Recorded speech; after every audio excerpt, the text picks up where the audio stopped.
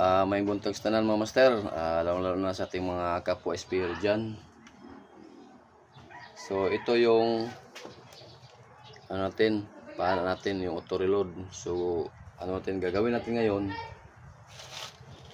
dahil medyo mahaba lang to para sa akin, kasi lang yung mga pamanain namin,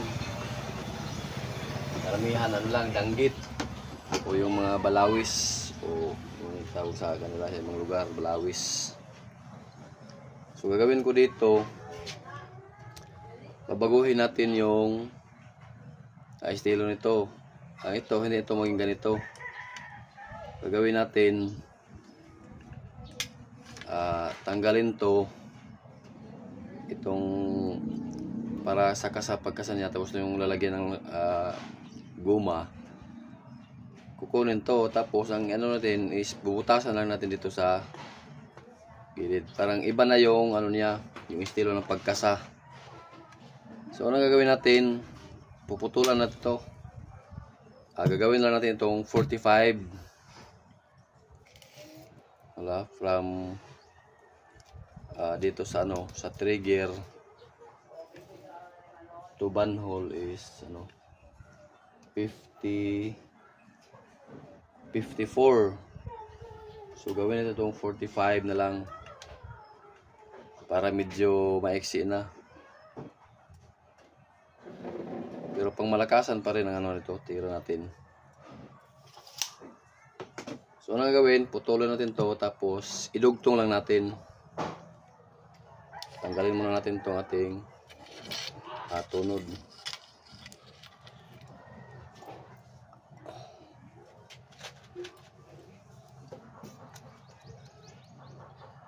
Tapos ito susukatan natin kung hanggang saan yung 45.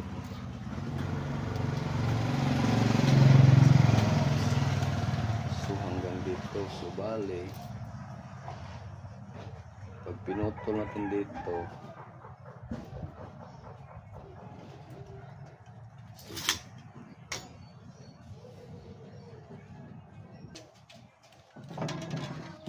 so ngayon puputulin natin to.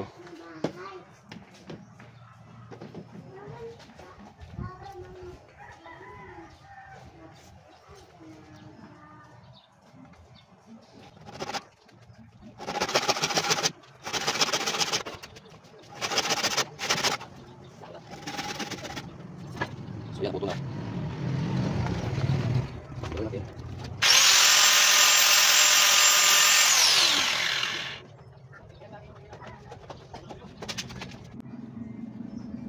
So ang gagawin natin dito, master, hatiin natin dito, hatiin ito.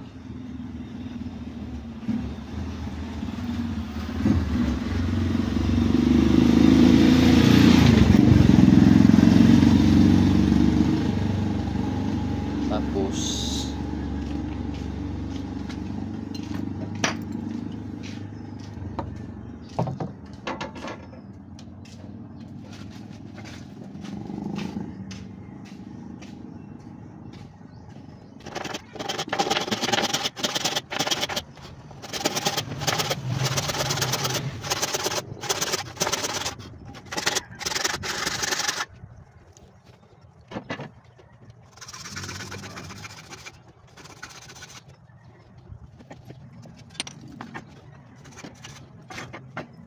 lahat yan.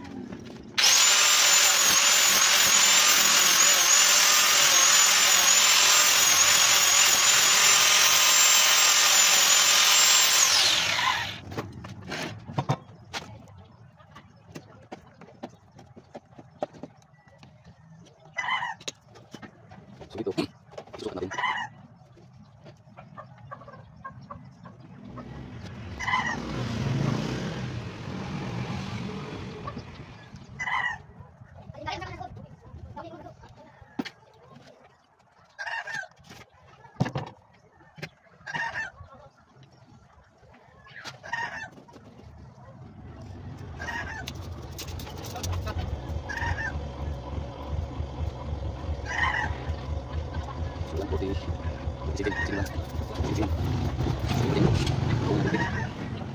para pagkakita na. Hindi pa rin tayo.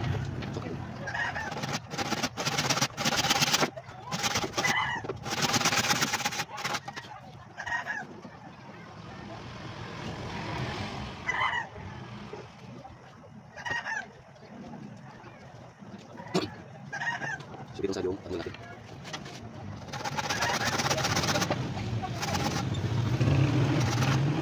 Saan talaga?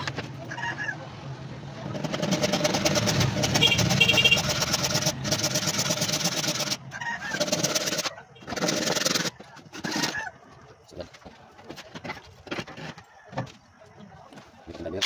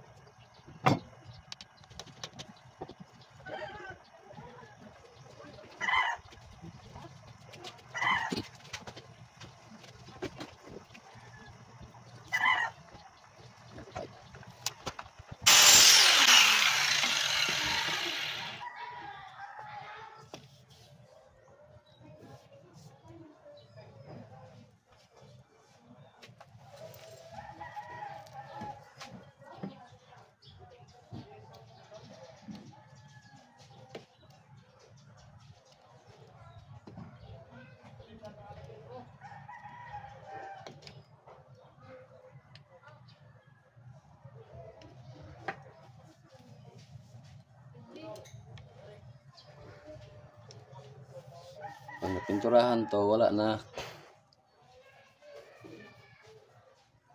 Balik na sa normal. Para lang walang dugtong.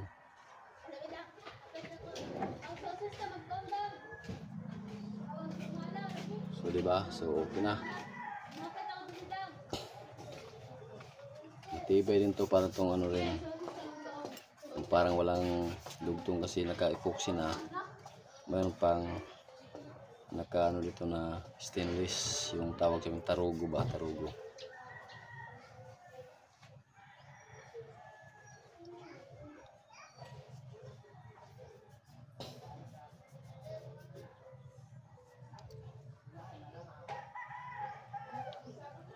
So yun lang mga master. So kanina din habang pinapatuyo natin yung epoxy, ito na yung pinagkabalahan ko, ito mga DIY na diving flashlight natin.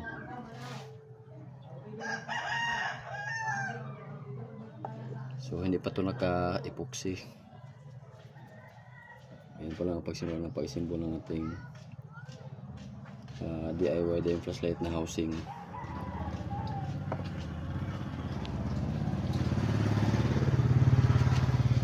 So yun lang po muna, master. Maraming salamat. So ito na, master, yung pinutulan natin dahil ginawa natin na 45 cm from trigger to dito sa lalagyan ng goma talaga niya. So ito na yung ano niya. So hindi pa lang ito na tapos natin pinturahan. So auto reload din to, auto reload. Ito na yung ibang ano, yung ibang klaseng pagkasan niya. So pag yan, yan tutulak yan. Ayan. So ito na bali yung ano niya. Dito ilagay itong guma, ito tali, tapos kabilang dulo naman dito.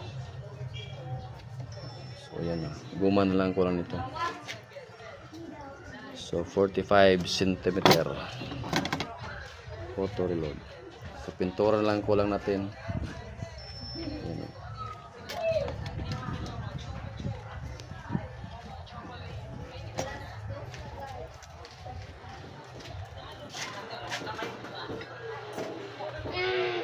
So medyo mahaba yung sa likod kasi pang ano to, dito natin isisipa sa tiyan natin pag nagkasa tayo. So ito yung version natin ng ating auto reload. Ayan mo yung pagkabit niya sa ating pana, yung tunod.